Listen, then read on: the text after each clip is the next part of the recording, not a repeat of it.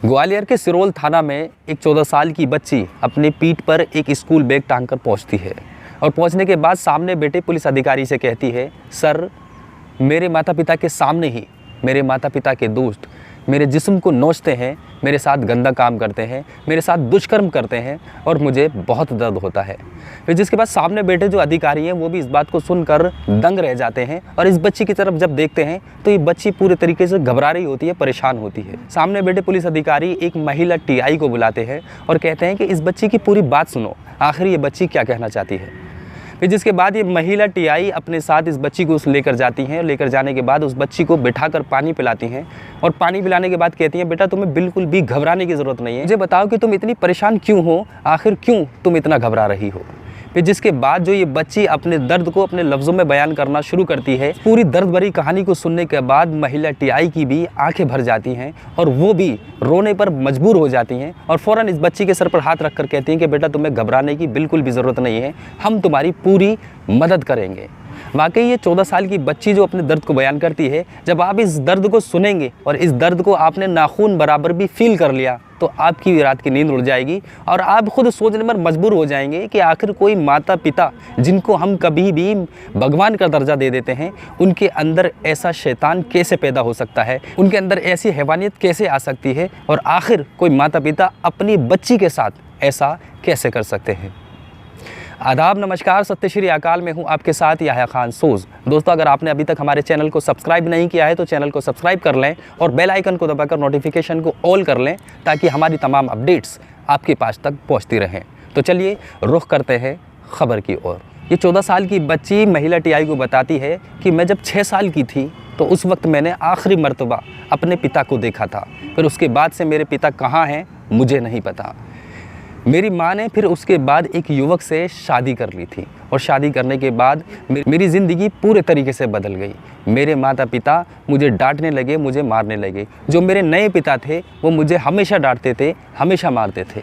किसी तरीके से मैंने अपनी ज़िंदगी के 7 साल गुजार लिए। 7 साल के बाद मेरी ज़िंदगी में एक ऐसा भयानक मोड़ आता है जिससे मैं अभी तक काँप रही हूँ। ये बच्ची बताती है कि जब मैं 13 साल की हो गई थी तो 13 साल के बाद एक व्यक्ति मेरे घर में आता है। वो मेरे माता पिता का दोस्त था।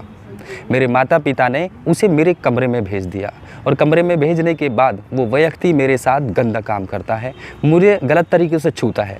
मैं इसका विरोध कर रही थी तो मेरे माता पिता इस पर मुझे मारते हैं, पीटते हैं। साथ ही साथ वो नया चेहरा भी मुझे डांट रहा था और मुझे मारने की कोशिश कर रहा था। मैं डर गई, सहम गई, फिर जिसके बाद मैं खामोश हो गई। फिर उसके बाद उस व्यक्ति ने मेरे साथ गंदा काम किया, उसने मेरे साथ घिनौना काम किया। इसी तरीके से मैंने इस दर्द को बर्दाश्त किया और बर्दाश्त करने के बाद मैंने अपने माता पिता से इस बात को कहा तो उन्होंने मुझे मारा, पीटा।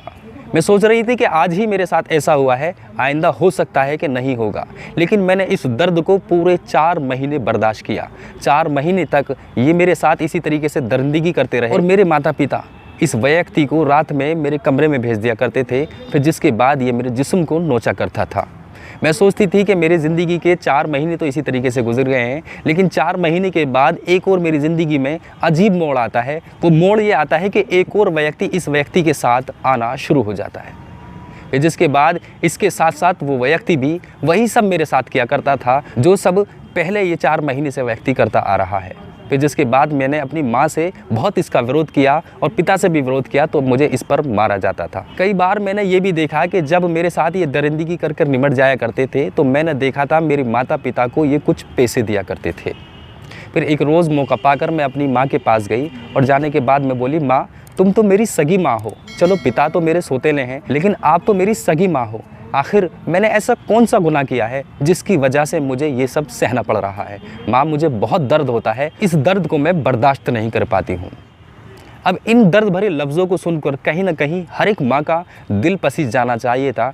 न जाने ये कैसी माँ थी कि इस माँ ने अपनी बच्ची की इस दर्द भरी बातों को सुनने के बाद भी अपने चेहरे को फेर लिया और उस बच्ची को कोई जवाब नहीं दिया। बच्ची बताती है कि जब मैंने इस बात को अपनी माँ से कहा तो उन्होंने चेहरा फेर लिया। फिर जिसके बाद मेरे पिता ने मुझे फिर से मारा। और मैं पूरे तरीके से यही कोशिश करती थी कि काश मुझे इस जंजाल से कोई निकाल ले, इस दलदल से मुझे कोई निकाल ले।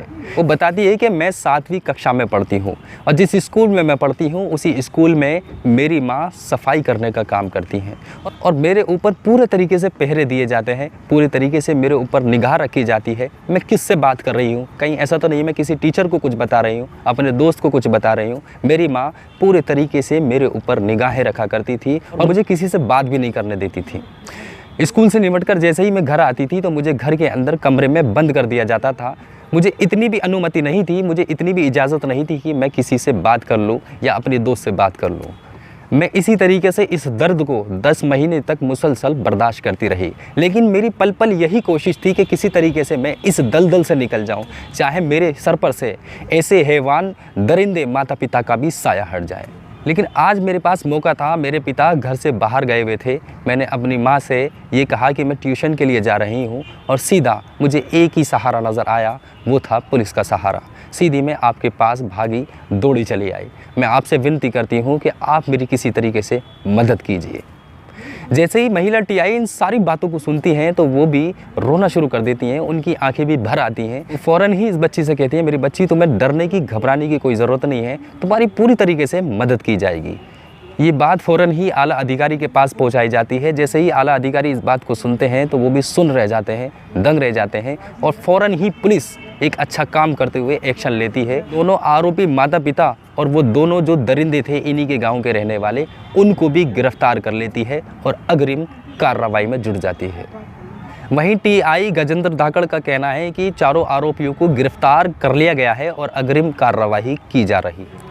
दोस्तों, इस 14 साल की बच्ची की दर्द भरी कहानी सुनने के बाद हर एक शख्स दंग रह गया है। आप इस पूरी घटना को किस नज़रिए से देखते हैं, हमें कमेंट सेक्शन में कमेंट कर ज़रूर बताइएगा। आप ऐसे माता पिता पर क्या कहना चाहेंगे जो चंद पैसों की खातिर अपनी बच्ची को दूसरों के आगे परोसते थे और उनको रद्दी भर भी तरस नहीं आता था, बच्ची रोती थी, बिलखती थी। आप ऐसे माता पिता पर क्या कहना चाहेंगे और आप इस बच्ची पर क्या कहना चाहेंगे जिसने बिल्कुल भी हिम्मत नहीं आ रही बल्कि एक अच्छा काम किया। जिस वक्त इसके साथ गंदा काम हो रहा था तो उसी वक्त से इसने सोच लिया था कि मैं किसी तरीके से इस दलदल से आज़ाद होकर रहूंगी और वो पूरा प्रयास कर रही थी। लेकिन इसकी माँ और इसके पिता पूरे तरीके से इसके ऊपर नज़र रखते थे, इसे किसी से मिलने ही नहीं देते थे। लेकिन बच्ची ने सोच लिया था कि किसी भी तरीके से मैं इस दलदल से आज़ाद होकर रहूंगी, चाहे मेरे सर से माता पिता का साया ही क्यों ना हट जाए। आप इस बच्ची के बारे में क्या कहना चाहते हैं, हमें कमेंट सेक्शन में कमेंट कर ज़रूर बताइएगा। दोस्तों, इस घटना को सुनाने का उद्देश्य किसी का दिल दुखाना नहीं है, किसी को ठेस पहुँचाना नहीं है, बल्कि आप सभी को सचेत करना है। आप जहाँ भी रहें सुरक्षित रहें, सावधान रहें और अपना ख्याल रखें। और हमेशा से ही मैं एक बात कहता हूँ कि अगर किसी बच्ची के साथ गलत काम हो रहा है या हो चुका है या फिर प्रयास किया जा रहा है तो उसको इस बच्ची की तरह एक मिसाल बनना चाहिए। उसको फ़ौरन ही पुलिस की मदद लेनी चाहिए। पुलिस हमारी सहायता ज़रूर करेगी क्योंकि पुलिस का काम ही यही होता है, जो लोग पीड़ित हैं उनकी आवाज़ बनना, उनकी ताकत बनना और उनको न्याय की दहलीज तक पहुँचाना। इसी के साथ मैं याह्या खान सोज़ आपसे इजाज़त लेता हूं। मैं फिर से हाजिर रहूंगा किसी सच्ची घटना के साथ, किसी सच्ची कहानी के साथ। मैं उम्मीद करता हूं आप जहां भी रहेंगे सतर्क रहेंगे, सावधान रहेंगे। आदाब, नमस्कार, सत्य श्री अकाल, जय हिंद, जय भारत।